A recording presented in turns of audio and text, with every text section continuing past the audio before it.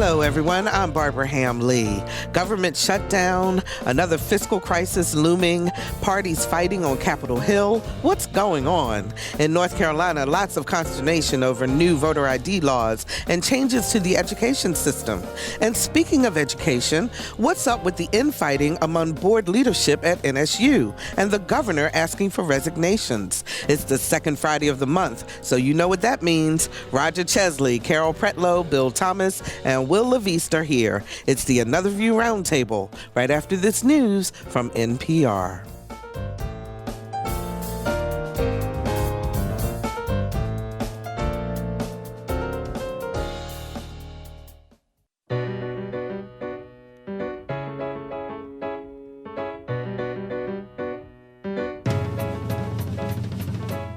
Discussing today's topics from an African American perspective, this is Another View. And good afternoon, everyone, and welcome to Another View. I'm Barbara Ham Lee. Before we get into our discussion today, two things I'd like to bring to your attention.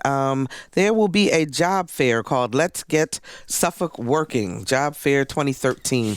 It is October the 18th, which is a week from today, at the Suffolk Salvation Army on Bank Street from 10 a.m. until 2 p.m. Dress professionally and bring your resume. So those of you out there who are looking for jobs, this is yet another opportunity. It is sponsored by the Suffolk Redevelopment and Housing Authority, the Salvation Army, and Apple One. So lots of employers who are attending.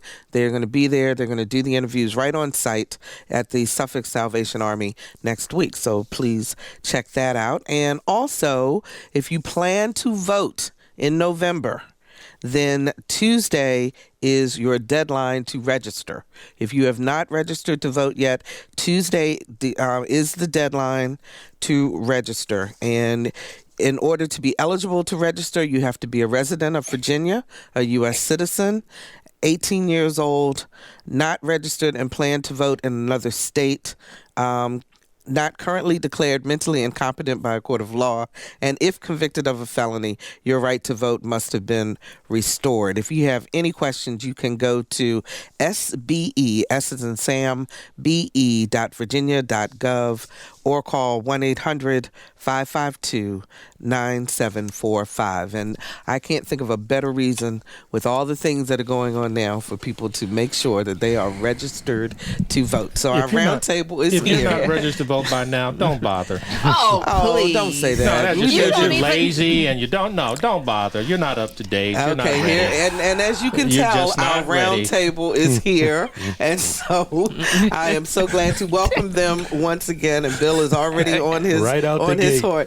Joining us in the studio is Roger Chesley. He's a columnist for the Virginian Pilot, and you can read his columns every Tuesday, Thursday, and Saturday. Hey, Roger, welcome back. Barbara, thanks for having me back. Glad to be back. Great. And I would say, yes, register to vote. Don't listen to Bill about this one. Norfolk State University political science professor Carol Pretlow. Hi, Hello, Carol. and I ditto, don't listen to Bill. Community activist and favorite single man, Bill Thomas. Yeah, Hi, Bill. Hi, everybody. But since the Democrats are so far ahead, don't bother about it. Just let it go. Don't worry about it. And journalist and talk show host Will LaViste, one of the hardest working men I know. So hi, Will. How are you? Hello, Barbara. Hello, Carol. Hello, Roger. There we go. Good. And just to remind our listeners, if you are sitting at your computer, you can go to anotherviewradio.org and you can actually see Bill Thomas in action. So you can join us by computer and watch us as we do the show. Roger, you weren't here when we debuted our new music and our new open and the cameras and so forth. So where were you? Tell us what we're up. Y'all got all clean while I was gone. I was in Japan visiting the eldest of the Chesley trio. Our son is there teaching English as a second language on a one-year contract. We wanted to visit him, make sure he was doing well. And we also did a lot of sightseeing. Wonderful country, mountainous country, watery country. Wow. we suffered through a bit of a hurricane while we were there. Oh, my.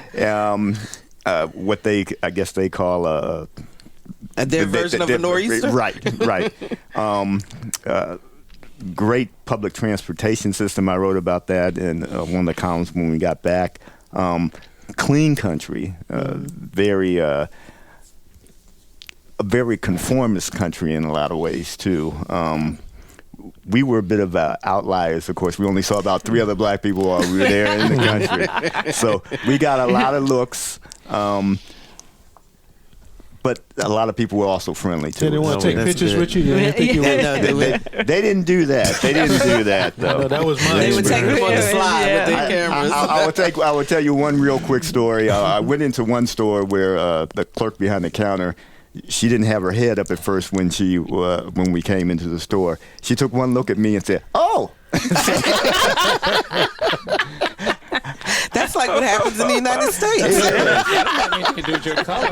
But It's the way you looked. but I want to tell you though, we also found a lot of friendliness in the country. There was some standoffishness and some friendliness, but it was a great experience. We went around to a lot of the cities there while we were there. That's too. great.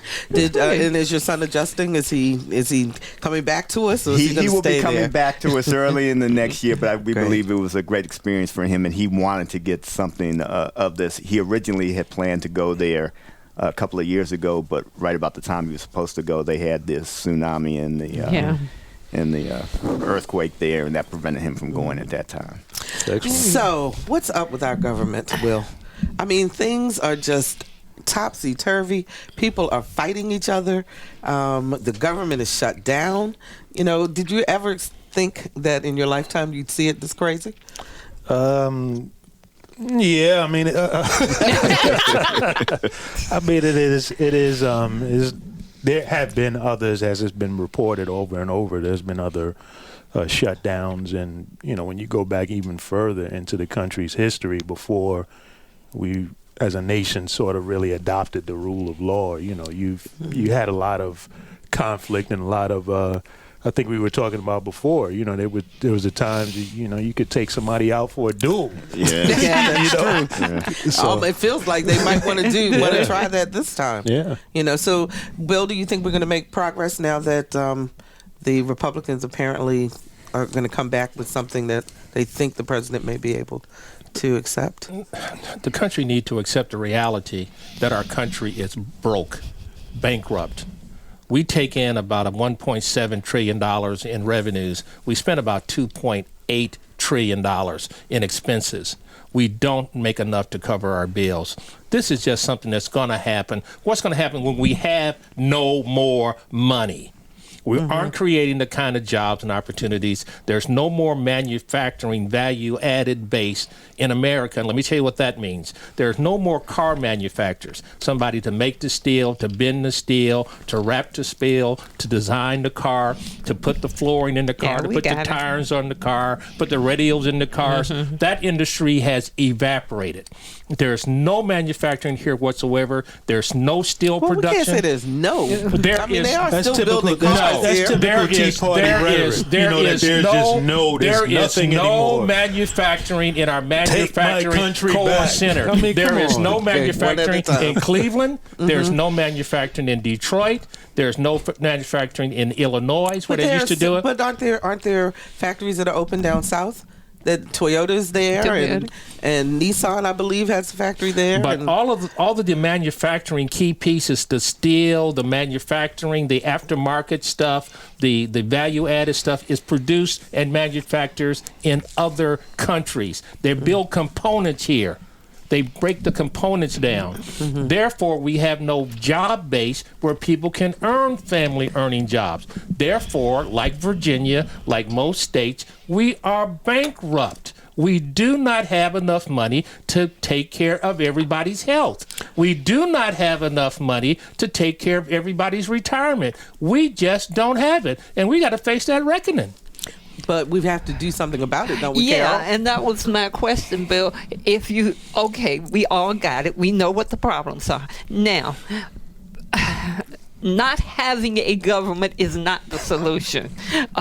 We have a government. We need No, to. we do not. Huh? We do not have a government. We do. We don't have a rational government. But go on. Well, rational and having a government. But now we need to look at ways to solve that problem. And you're saying that in a few years, we won't have any money. Well, what do we do between now and then to get the money to stabilize ourselves and to move on? Just harping on what we don't have and can't do is not the result. Well, Roger, weren't you surprised that the because both sides took such a hard line that they would actually allow the government to shut down as opposed to somebody blinking? No, I wasn't surprised because I think both sides had set in. I think there's more of a problem with what I think is an irrational attitude on the Republican side, that the Democrats would get rid of the president's signature domestic achievement. He wasn't going to get rid of it. The Senate wasn't going to get rid of it. And given that it had passed the Congress, given that the Supreme Court had upheld it, it's kind of ludicrous that it would do it. Wow. If you saw the story that I passed around, that I forwarded to you in New York Times, I mean, many conservative groups, they've been working on trying to shut down the government for months. And for the listeners, it's a piece in the October 5th New York Times titled "A Federal Budget Crisis: Months in the Planning." I mean, this was something that they wanted, this fight, and you wonder if it were a Republican president who suggested the Affordable Care Act, would they have been so against it? Probably not. When you consider the Medicare Part D push by George W. Bush, and the fact that they were willing for that, and they're so anti this, you wonder, well, what is really pushing this? And not only did they say from that article that that they wanted to shut down the government, they also went after Republicans who disagreed with them. Republicans that weren't true believers, they went after them. Right. Well, I mean, a lot of what you're seeing, as the article pointed out, is that, again, it's similar to the history of this country, that you have certain people who are in position and want influence and want power and want to exert that power. And you mentioned Affordable Care Act. The interesting thing is that the Affordable Care Act is based on Republican principles. I mean, so that's proof that it depends on who it's coming from and how we feel about it and how we want to exert our power, and that's what we get behind. But I will agree with Bill on the point that there is a fiscal issue going on with our nation, and both parties have been kicking the issue down the road. And what you have is, you've got a very radical, very resistant faction within the Tea Party that is pushing the issue. And personally, I don't agree with much of what they say, but I think there are a lot of lessons to be learned from what the Tea Party is doing. There's been a lot of back and forth this week from the business community about the debt ceiling and about how it must be that something has to be done before the 17th. I want to play a clip. One is from, it starts with Mr. Chenault. Excuse me one second. Ken Chenault. He is the CEO of American Express. And then following him is Senator Tom Coburn. And just listen to the contrast in their perspectives on this. What we're talking about is a default. Is the first time in 237 years, the history of this country, that the United States would not pay its bills. What that means is the government does not stand behind its word, and the confidence in our financial system would be severely eroded. This would be catastrophic. I would dispel the rumor that is going around that you hear on every newscast that if we don't raise the debt ceiling, we will default on our debt. We won't. We'll continue to pay our interest, we'll continue to redeem bonds, and we'll issue new bonds to replace those. So that it's not entirely accurate. So, Bill, there's such a contrast. There's no contrast. There's the truth and there's the untruth. We're not going to default on the debt because we are just going to increase our debt internally to the Federal Reserve. It happens all the time. We'll monetize our debt. We do it every day. We don't take in enough money. I don't care if you're a Democrat, you're a Republican, you're a communist, or whatever. You people don't get it. We are bankrupt. We don't have growing industries. Our educational system is bankrupt. If you look at all of the new inventions and all the new technologies and all the new patents, where is that coming from? India and China and Russia. Where's the manufacturing? Brazil, Venezuela. I mean, we are just not getting it, that we are bankrupt. We can't afford Obamacare. We can't afford Medicare. We can't afford Medicare Parts A and Part B. You and I will be mean tested. We'll never see a dollar of our Social Security. Never. So what do we do then? We've got a government who says... Cut. Stop the growth. Stop the foreign wars. Stop all of these things that we cannot afford. I agree with that one. He hit on the one I was going to mention. Contrast our ability to understand what breaking the law is. Taking a drug, cocaine, whatever you're taking is not a criminal offense. It's a medical condition. Loose all of that crap out of our system so that we can get people working to whatever means. Stop affording these huge bankrupt industries that we have, which includes the DOD, the prison industry, and all of these other, the educational industry, and the healthcare industry. We have to demonetize these things and make them pay for themselves. Well, I was going to say, one of the things that I do not like about the Affordable Care Act is that it doesn't really address the rising costs of health care. That's what I just said. And it doesn't really, because personally, he wouldn't agree with me on this. I'm more of a, Medicare for all person. Bring everybody into the system. But I think that... Rather than create a new system. Constantly creating different systems and not addressing the issue of the rising cost of living, the rising cost of healthcare. And so that's what I meant earlier when I said about kicking it down the road. It's like they do, both sides absolutely need to get to the point where they are addressing the critical problems in terms of expenditures and how we go forward. Yeah, one of the disappointments with Obamacare, I think, is that it didn't really get to, as Will said, it didn't really get to the rising cost of it. And I part of that was because this was what the president was able to get through. He couldn't go any farther than this. It wasn't going to pass. In this form, this was what was going to be able to get through. For me, the bigger issue in all of this is so much, from my perspective, so much of this seems to be one party seems to hate who the president is. When you get right down to it, that seems to be what's driving a lot of this.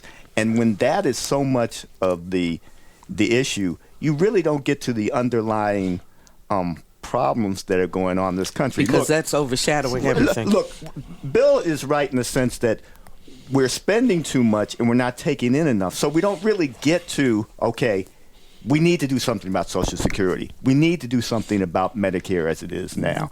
We need to do something with our education system. Why are we not raising enough revenue to do these things? And part of it is our politicians are pandering to the electorate.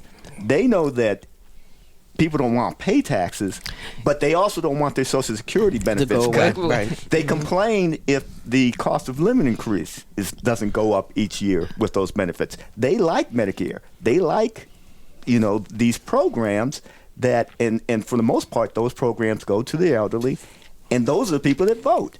So when you're not being truthful, then you can't really deal seriously with the underlying causes of some of the financial troubles in our country. May I ask Roger a question? Sure. How many overweight people did you see in Japan? Very few. Extremely few. In fact, there were some people I was surprised. I thought that person needs a sandwich. Right. But let me tell you a quick story. All right. We got on the bus. Now I consider myself, could lose a few pounds, but not that much. No. Okay.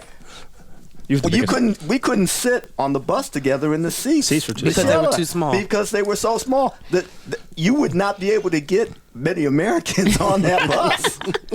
So my issue is the number one issue with healthcare is obesity and diet.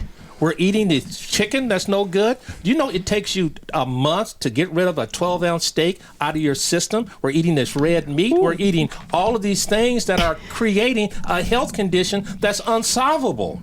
high diabetes, heart conditions, and all of these things, and some cancers are created because of what we and how we treat and manage our daily lives. So our lifestyles, contribute greatly. It is incumbent upon us to make sure that we live a lifestyle where we can stay healthy. And then we'll be able to drive the health care down. Carol, I have a question for you, though. How, since you're the political scientist amongst this group, how does a group of 80 people, roughly, in the House take over and shut our government down? How does that happen? In other words, there are 435 members, I believe, of the House, right? And there's this group of 80 Tea Party Republicans who are clearly true Americans in control. Because it's all politics. And what they do is develop a coalition with the majority party there and gain control that way, because I don't think they're thinking like you are about, let's do this, and this. They're thinking, I want to win this fight. I want to be in opposition to Obama, and here's how I'm going to do it. And look, the rest of the people, the rest of the base in the Republican Party, what have they said that's untrue? What have they said that's untrue? Tell me one lie, one disputable fact that they said that is not correct. Senator Cruz. That there's going to be, one that just popped into my head is that there are going to be death panels that are going to decide. They're already here. How about the child who couldn't get her lung replaced? But hold on a second. I think that what Carol is getting to and Bill's reaction is a big part of the problem. He's saying the Tea Party are true Americans. Absolutely. If they were true Americans, go back to what Roger just said about having an intelligent, clear conversation about these critical issues that are going on in our country. You know, as politically astute as you are, you well know that these folks have decided we want to win. And so we are going to say whatever we need to say to win. You just disagree with it. And that's it. It's all about winning. I sat here and actually I have a question for you, though, seriously. Yes. How you say true Americans, but when you put people out of work, you're already talking about the fact that we don't have enough manufacturing, we don't have enough money, and now you've got people who don't have, all they do is go to work every day. Government people? Yes, government people. We have too many and now people they don't have working jobs for the government. We have way too many people working for the government. I want manufacturing jobs. I want to decrease government jobs. And again, you hear the response. So the response is not to answer your question. The response is to say that they're unimportant. They are non-essential. These are people who have kids in college, who have mortgages, who are contributing to the economy. One of the congresswomen who said, the question was asked, are you going to give your check back? Are you not going to accept the paycheck? And she said, I have a kid in college. I need the check. Well, don't the people who are laid off, they need their money? Who's paying her salary? Who's paying the government workers' salaries? Again, he hasn't answered your question. No. And that's what they do. That's a consequence of a bad policy. And I don't want to continue to afford that. We've had someone from the Tea Party that said that all this government shutdown is just a few national parks being closed. Really? Really? This is the kind of rhetoric and conversation that they throw out there. So for intelligent people who are really listening and want to move the country forward, how can you listen to that? Roger, does it concern you, though, that as we listen to all of this, that the majority of America is really not paying attention? I think it has to actually affect people individually before they do pay attention. Let's face it, I think as a country, we're selfish. And if it doesn't affect us, well, then it's not my problem. So unless you know somebody or unless you yourself are furloughed, maybe it's not a problem. Unless, you're in the military and you can't go to the commissary, well, then maybe it's not your problem. It has to affect us individually a lot of times, or somebody we love, before we really get excised about it. Final word. Or agitated about it. There is a role for government. Truly, there is a role for government. And what is that role? To protect us from foreign enemies, to protect our commerce so that we can conduct commerce. If you and I have a dispute, we have to have somebody that's nonpartisan come in there and solve that problem. but the role that the government is taking with this unneeded welfare. I'm not talking about an 89-year-old woman or somebody who's had a bad life in terms of health conditions that need it, but the welfare rolls have tripled. People are getting these workman's compensations for not working. All of these things. And the farming subsidies, right? And the farming subsidies. And how the NFL is subsidized, right? How can you have now? That's but you're not crying about that. You're not hearing what you're saying. How can you have a carrier out there being built at Newport News that's $1 billion over budget, and nobody gets fired, and they just keep on going on and on with this? So, no, we have to look, just like you do with your daughter and your family, and all of us do, we have to look at what we can afford to do and what we cannot afford to do. And all that Senator Cruz has said, with a few members of what I call these true patriots, these Paul Reveres that are ringing the bells that something is wrong, is that we're going to have to deal with this. Right. And part of the problem is that that's all fine and good, but when you start saying, well, we can cut these things, then certain congressmen say, oh, no, you can't do it because it's in my district or it's in my state. There have been certain, on the defense side, there have been certain weapons systems and the like that some of the military folks say, we don't need it. And the congressmen say, but we're going to keep funding those things because it brings jobs to my particular district. And that's part of the problem in all this. If you're just joining us, we're talking with the Another View Roundtable, Virginian pilot columnist Roger Chesley, NSU political science professor Carol Pretlow, community activist Bill Thomas, and journalist and talk show host Will Levis. Let's talk to Sandy from Chesapeake. Hi, Sandy, you're on the air. Thank you so much for taking my call.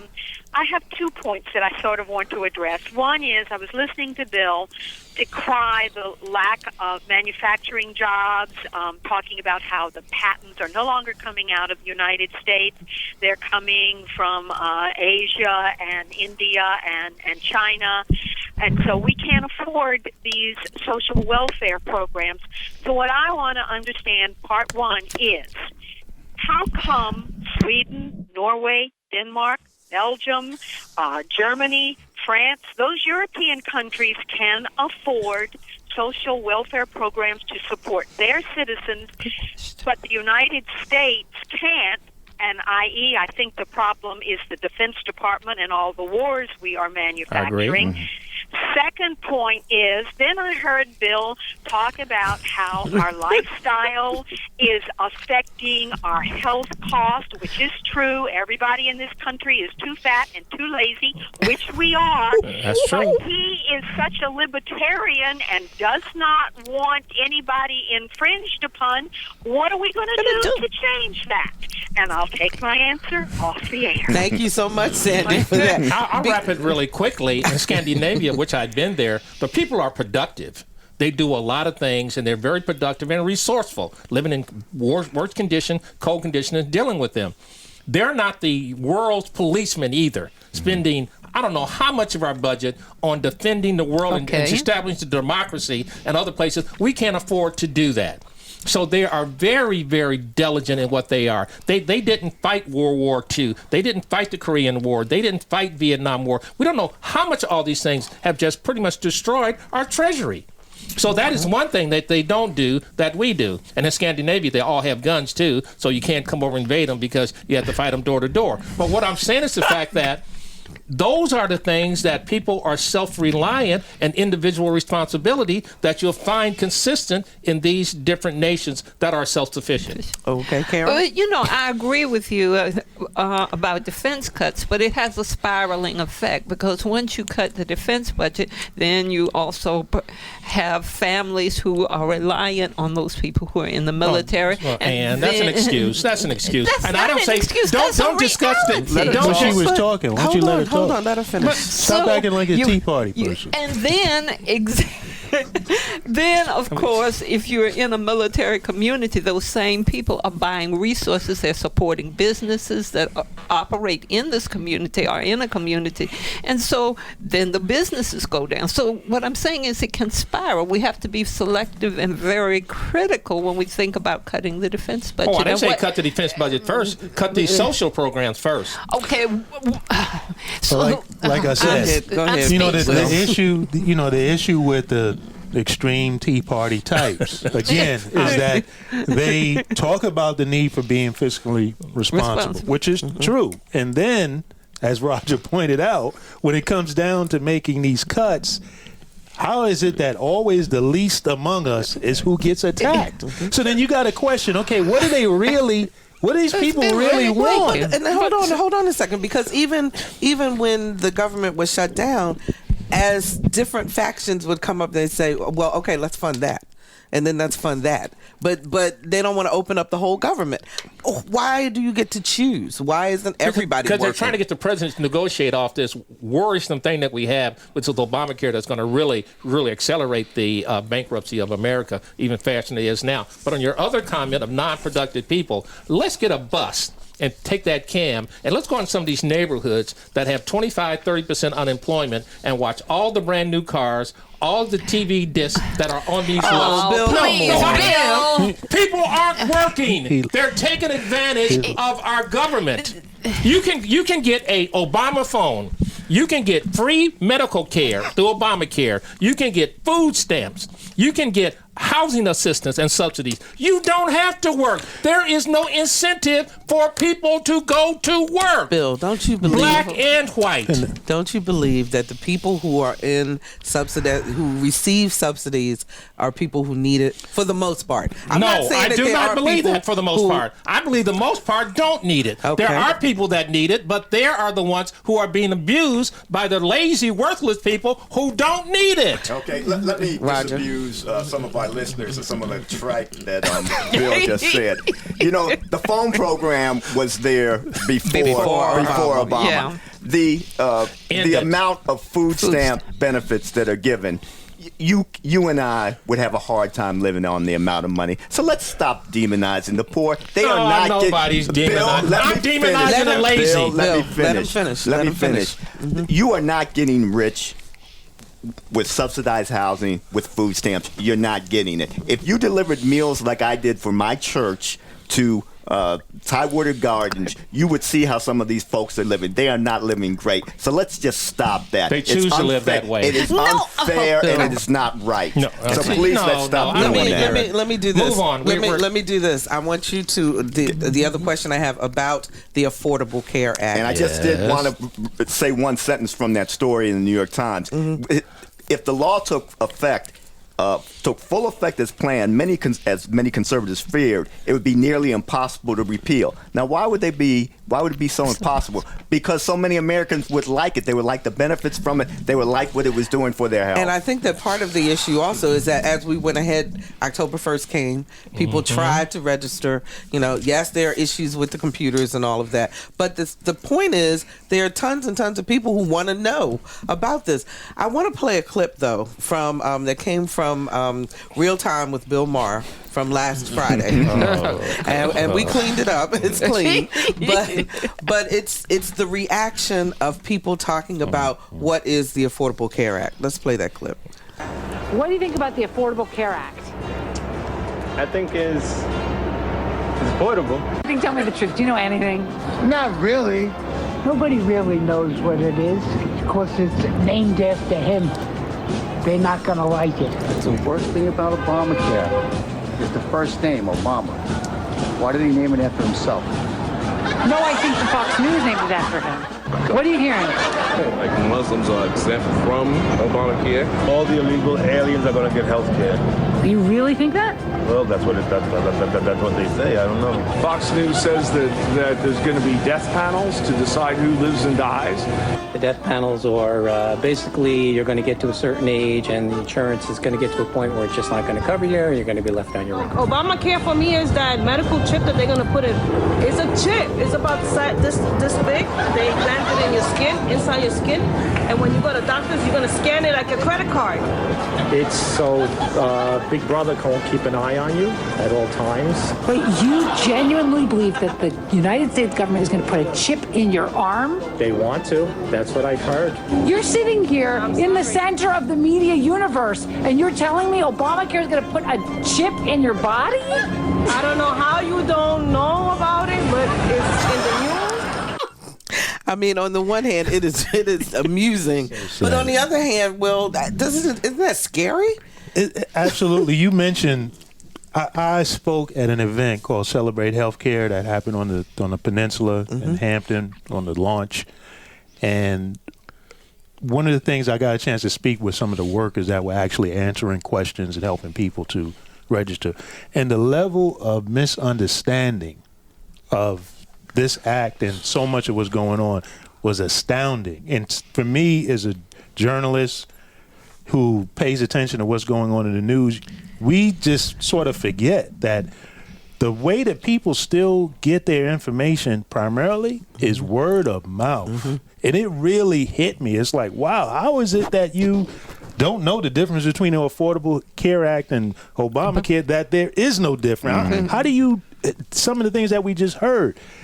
And the thing is that there are smart people like in the Tea Party and others who, again, have this agenda that they want to exert their power, and they know that this misinformation is out there, and they feed it. You've heard it here from Bill. It's just feed, and we're saying, well, can we have an intelligent conversation about that? No one's interested in that. I have a certain viewpoint. It's not intelligent. And the Tea Party member. They're not saying you're not intelligent. No, I'm just saying that. He just did it again. You know what? You got a call. Let's talk to Barbara in Urbana. Hi, Barbara. You on the air? Great name. My comment, which I actually had called in a little while earlier, is about this whole issue of misinformation. The idea, for example, that Obamacare is some kind of insurance and that it's going to replace insurance that exists. I think people like Bill Thomas, Bill said something like that earlier, and I think that people like him at least have an obligation to be factual and to tell the truth. That is an out-and-out untruth. Thank you. Thank you for your call. It is not, number one, it is not. Number two, when the former Speaker of the House passed the bill, she said we got to pass it before we know what's in it. Very few people with all the amendments, which is 4 times the amount of the original law, nobody knows what this is. That's the whole problem. If you watch, for example, Michelle Bachmann do an interview on any of these stations, she will never, ever answer a question. It's just bam, bam, bam. This is the rhetoric that I want to. Yeah, that's it. There's no sticking to talking points. So you have to ask yourself, what do they really want? What is this really about? Are they really, as the caller just said, at least have a commitment to sharing the truth and putting forth your argument and solutions? You know, Bill, you talk about that there are no talking points, but according to the article in the New York Times, there was a defunding toolkit created in early September that included talking points for the question, quote, what happens when you shut down the government and you are blamed for it? The suggested answer was one House Republicans give today, quote, we are simply calling to fund the entire government except for the Affordable Care Act. What's wrong with that? What's wrong with that? Talking points. I was just going back to your point. How about the truth? I mean, so what? That's the truth. That's what they wanted to do. So what's wrong with it? Okay, let's talk about Norfolk State University. Moving on. I'm sorry. The governor this week has called for certain resignations of certain board members at NSU as they try to regroup after the firing of Dr. Tony Atwater. Are you surprised, Roger, that that's the latest move? Not at all. I wrote a column this week about the issue, and as if you read it, you know that that's one piece of the puzzle. It's not the only piece because there are some very long-standing issues in terms of enrollment, in terms of graduation rates, in terms of getting in some accreditation. Accreditation. Those are issues that are longstanding. President Atwater had problems getting some of these audits done. Yes, some of that was waiting for him when he got in there, but that was no excuse. He had 2 years, and he didn't get some of the paperwork in that needed to be in, that was vital to get in.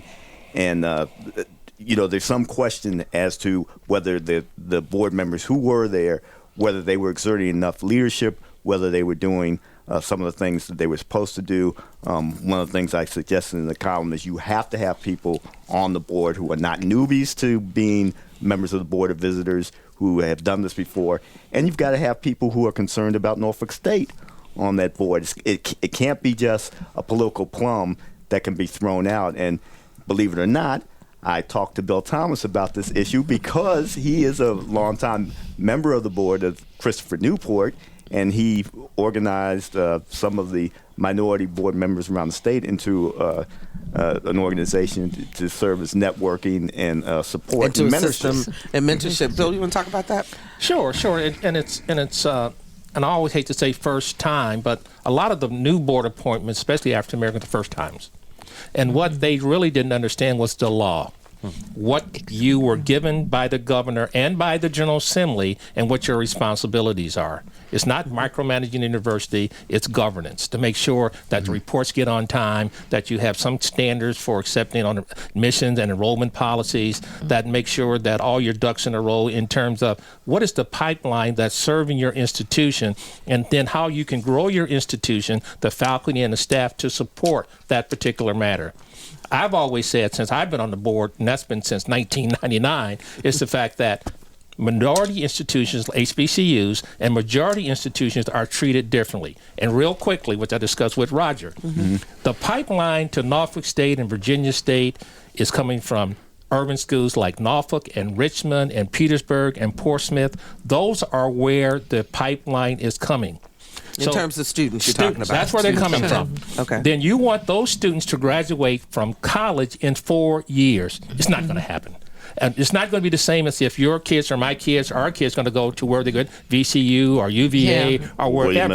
William and Mary. They're going to graduate in 4 years. But then they're going to measure this HBCU on the same basis that they're measuring UVA and William and Mary. It's just incredibly stupid. And so what I've always said to the board members, understand what your mission is. And if your mission is to take these kids to the pipeline, then get the General Assembly to fund it.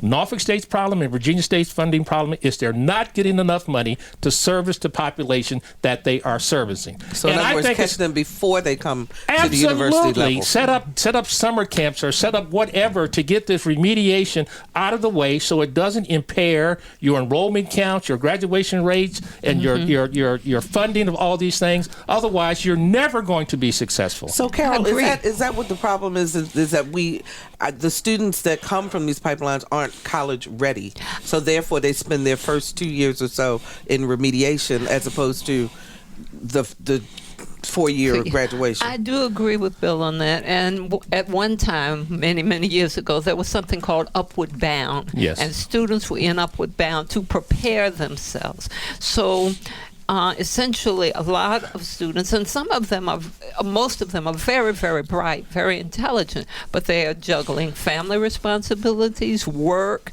the fact that some of them have come from, the standards of learning where you memorize stuff and put it down on a piece of paper. They aren't prepared to critically analyze and apply information, so we are trying to get them up to that standard. In the meantime, of course, that's discouraging to those people who are thinking, oh, well, why are we doing this? Because I already know that. So something needs to be done to bridge this gap. And this lastly, Upward Bound program by President Obama was cut. There are no Upward Bound programs at any HBCU in the Commonwealth or Virginia or ODU. All those programs were cut, and they were switched because they brought in the people in the pie that didn't broaden the pie, and those pieces went to the Hispanic institutions. So we have lost that preparation. So the little bit of hope that they had to try to make these kids prepared is not happening. Okay, let me play devil's advocate for just a moment. How do you answer those then who say, well, all the kids have SOLs? And all of them have to go through that. So how come they have those critical thinking skills, as you were talking about, Carol, mainly because and these students don't? A lot of them come from maybe private schools. Some of them come from families or home situations where those critical thinking skills are emphasized. When you put that into the context of these students who come from dysfunctional families, some families that are struggling to survive themselves, there is a gap. Then, of course, when you add the fact that you want to increase enrollment, you're increasing the number of people in a classroom, and then people like me and the other professors, they have said, wow, I had 15, I could deal with them and help them, 20, but now I 25. Have 45 and 50. How am I going to do this? So, Roger? I really think what we're seeing at Norfolk State and with some other of the HBCUs, particularly the public ones, it's almost a perfect storm. You have community colleges like Tidewater Community College that is now serving the role of some of the things that Norfolk State used to do. They're getting some of those students who might need some remediation, and they're doing it well, and maybe at a cheaper cost, and getting them through those first 2 years. So now Norfolk State has to compete for those students. So many years ago, you only had black students could only go to some HBCUs. Yeah. You couldn't go to some other schools. Well, now a lot of black students, whereas you or I, Barbara, that might have been our first choice. That's not the first choice. So now there's the students themselves, and usually they tend to be the students that are doing very well academically. Exactly. And you also have a situation where now that the enrollment was one of the big drivers in terms of helping the school get its budget through. Now they're fighting to get that. So you have them having to take some of the students who might not be the best student, and some of the best students academically don't have to go to HBCUs. So, and also you have the issue of the people who are coming in, who are the administrators.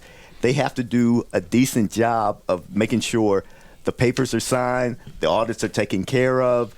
You have all these issues that presidents and faculty and administrators have to deal with. Yeah. Isn't it disheartening, though, Will, to see the infighting, how public the infighting has been in terms of NSU's board? Yeah, I think we talked about this on the show before, that at Regent University, that their president, Carlos Campo, was removed, dismissed, and you barely heard anything about it. And it was the same weekend. It was the same weekend. You barely. They did it on Saturday. So it says the news cycle. It says something about leadership. It says something about how you transition someone. I mean, and a lot of this infighting it sounds so much there's personalities and personal things going on, because Atwater, if he wasn't doing the job, he still needs to be transitioned in a way that he can continue his career narrative. As opposed to having this storm upon and a couple of other things I wanted to point out. I wish Bill would stop saying, the Obama administration took money from the HBCUs and gave them to the Hispanic Institute, because what it does is that it creates this aura of two groups fighting over crumbs and pitting each other against each other. We don't want to do that. And the other thing I wanted to point out is that it's not all just academic readiness. A lot of students are going into Norfolk State, could probably do well at other schools, but financially or don't come from the kinds of family background, the kind of legacy of wealth that would enable them to be able to make it through the 4 years. And so, that's another piece in there. Again, when we talk about HBCUs, we have this tendency to talk about academic readiness as if that's the main issue, and that's a critical issue, as we pointed out. But I don't think that should be something that we just need to be. No, his point is not valid. First of all, and we got about 3 minutes. You can't operate as an HBCU. You have to have external sources of money coming in. Like, as an example, Hampton, $140 million contract, a $60 million contract, a $12.5 million contract. You know what those contracts do? They pay for scholarships. You have scholarships, so you want to be able to cover your students so they don't have to get in debt. They don't have to worry about having to not do their Work work and also because go to they come school. right to school and then they can blossom themselves How's in what the I said career. not valid? No, you didn't say You anything just- you because, just reinforcing because what I said. we're not fighting for crumbs. We're not fighting for crumbs. We're fighting for respect that the institution, both at the local, state, and federal level, treat us with the same dignity that they treat majority institutions that fight over the same crumbs, but they're bigger. So that's a no-namer. So what I'm saying is the fact that instead of Mr. Obama and his administration looking at a well-taught group where he could expand and blossom, he contracted it and made the situation worse, and that's a fact. Okay, Roger. I just wanted to say quickly, one of the things that Will just said about some students doing well when they get there but not having the money, that was something that was repeated by Henry Light, one of the outgoing board members whose resignation was sought and did resign. And that was one of the things he said. We do have some smart students that can make it through that first year sometimes, and maybe even the second year, but they might not have all the resources to get through all 4 years. And that ultimately hurts the graduation rate for the institution. Which is like 14%, but I think ODUs is 25%. I mean, you know, you got students with other issues other than just academics, and there are a lot of institutions. People need to recognize institutions like Hopkins and some of the Ivies that they don't even count your grades in your first freshman semester, and these are students who are much more college ready because they recognize it's a transition. It's a whole lot going on. But at the end of the day, Last word. you need the leadership. You need to hire somebody at Norfolk State that understands grants, understand contracts, understand how to build the institution financially, not dependent upon government, but dependent upon the drive and the self-blossoming of that institution so it can be somewhat independent to take care of themselves. Fantastic on that word. That was the last word. Thank you, Bill. Stop spending all my money. So next month we'll come back. We'll be talking about other issues of the day, and stay with us. We'll be right back.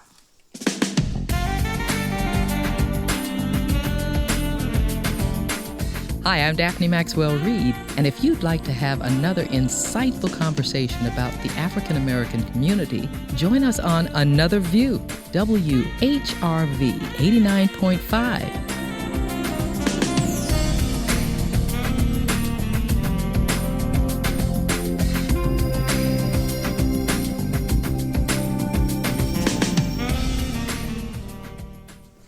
And welcome back. That's our show for today. If you'd like to hear it again, check out our podcast. It's at anotherviewradio.org. You can also sign up for our eView newsletter, which is a once-a-week reminder of upcoming shows.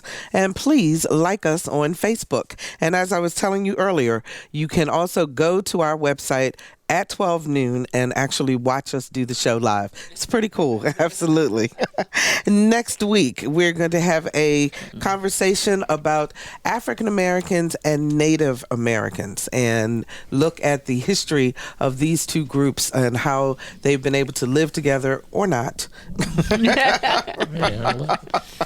And that's going to be coming up next week. Don't forget, the 15th is your last day to register to vote, despite what Bill had to say.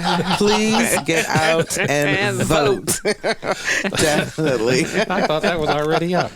Our theme music was composed and performed by Jay Sennett. Our show producer is Lisa Godley. Victor Bowen is our audio engineer. Eric Moore and Alexandra Humphrey answered our phones. I'm Barbara Ham Lee. Thanks for listening. And let's get together again next Friday at noon for Another View.